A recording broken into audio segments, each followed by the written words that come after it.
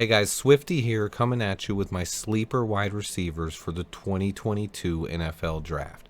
I started this list with one or two guys on the list, and it grew to nearly 15 sleeper wide receivers. Just again going to show you how deep this class is. I had to narrow it down a bit to some guys who should be available late in the draft and how they fit the Bears. First off is Melton, the 5'11", 190-pound playmaker from Rutgers. He played outside. He has legit deep speed, is a savvy route runner who knows how to find the weak spots in the defense. He never had huge production, but he had bad QB play, and his college team loved to run the ball. He has good hands and a knack for making clutch catches. His NFL comp to me is a mix between Santonio Holmes and Curtis Samuel. I think he's a little too small to be a starting X receiver in the NFL, and he doesn't offer much as a blocker. He will struggle against press coverage, but he is a good player who should find a home as a slot receiver or at least a wide receiver 4 on some team. Up next is Tyquan Thornton, the 6'2", 181-pound wideout from Baylor. His NFL comp to me is Robbie Anderson. He is tall enough to be an X wide receiver, and he played the X in college, but he is more of a deep threat who likes to take the top off defenses and challenge them vertically with his 4.2 speed. He plays a lot like Robbie Anderson, and if he continues to work on his game, he could end up being a starter in the NFL. He lacks the size or strength to beat press coverage consistently, and he will never be a great blocker. He will be one of the thinnest framed wideouts in the league, which could be a durability concern. But he has a legit home run speed with 6'2 size and is a playmaker. I can see why so many people love this kid, and he could get drafted higher than expected thanks to his 40 time. Obviously, he's a risk with such a thin frame, and he lacks NFL strength. The speed is a weapon, and he has all the speed you could ever need. Thornton has a huge catch radius, but his route running needs serious work. He has the upside of a starter and a legit deep threat, but he has some shortcomings and maybe a better fit as a Z than an X.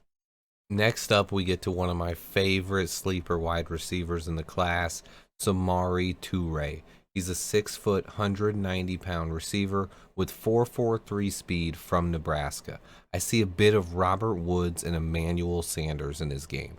He is fast and has good size with great hands. His frame is very thin. He will struggle as a blocker and in press coverage, but he has the frame to add a bit of muscle once he gets into an NFL strength and conditioning program. He knows how to get open, and he has enough speed to at least threaten defenses vertically. Toure is the definition of a sleeper.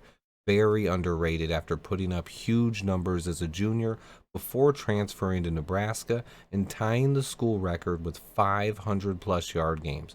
Toure put up 2,300 yards and 18 touchdowns over his last 2 seasons. He is a playmaker who can play outside but lacks prototypical strength or bulk to beat press coverage or add much as a blocker. His draft stock is all over the place, but he should be a day 3 guy with the potential to be a late round still. Keep an eye out for Samori Toure. Coming in next, we have VelusJJ, the 5'11", 200-pound, very compact built wideout from Tennessee. He is very hard to bring down, has great hands, and is always going to be dangerous with the ball in his hands. He has lightning quick deep speed with the ability to take the top off a defense. His route running is a little bit too stiff. He doesn't have the footwork some of these other receivers have, but he makes up for it by being fast and strong. He reminds me a lot of a guy like Jarvis Landry, but nowhere near the route runner, but he has a lot more deep speed. I think Jones could be a very good player in the NFL, but he lacks the polish you'd look for in a starting wideout. He is tough, competitive player with blazing fast speed and good hands. His ceiling is hard to judge, but he is a guy who is very tough to scout. I think he's a good football player, and he's going to test really well. His 40 time might cause him to get overdrafted. Honestly, Jones is a really tough call for me in this draft. I think he would fit immediately as a wide receiver 4 and a return man. I would love to dig real deep into his film. That probably will only happen if he gets drafted by the Bears. Next up, we have Erik Ezukanma. 6'1", 210 pounds, and compares a lot to Corey Davis or Aurelius Ben, the former Illinois wide receiver, or even the Moose and Muhammad, the former Bear. He's a big physical target with great hands. He was a captain as a redshirt freshman and produced throughout his career. He's a clutch player. He's a big play receiver who doesn't create much separation in man, but knows how to get open in zone. He doesn't offer much elusiveness, but he's hard to bring down once he gets going. He runs with power. He has great hands and dominates 50-50 balls and jump ball situations. He'll be a dangerous red zone target at least. He should be a number 4 wide receiver with some upside to develop into a solid possession receiver in the NFL. For the Bears, he's a sleeper that could possibly play the X for us early in his career. Finally, we get to a kid that a couple of you guys actually requested, Kyle Phillips from UCLA. He's a 5'11", 185-pound slot receiver who led UCLA in receiving for 3 straight years despite operating mostly from the slot. He's undersized and will be strictly limited to a slot receiver in the NFL. But he also has punt return capabilities to go with solid hands and very shifty route running. He reminds me a lot of a Julian Edelman, Danny Amendola type slot guy.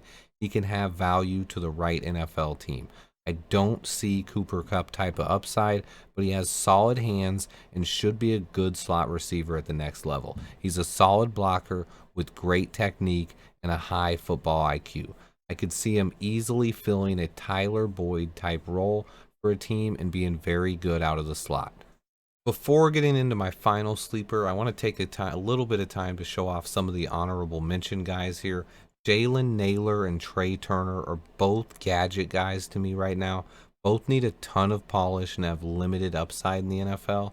Same for Isaiah Weston, Northern Iowa. He's 24 years old and will turn 25 shortly into his first NFL season. He just didn't dominate enough considering his advanced age. He has intriguing size-speed combination, but he will need some development, and his age limits his ceiling. Reggie Roberson as well, the SMU teammate of Danny Gray, who I broke down earlier, but is another late round wide receiver to look out for. He offers a ton of explosiveness, but his career has been derailed by multiple season-ending injuries. He looks like a wide receiver number 4 with potential if his medicals check out. My last sleeper wide receiver is Charlston Rambo. I had to include this kid because I've followed his career for a while. He's a 6', 180-pound wide receiver who runs a 4.5. He was highly touted coming out of high school, but never quite lived up to the hype at Oklahoma. He transferred to the U, Miami, last year and set single-season receiving records for the team.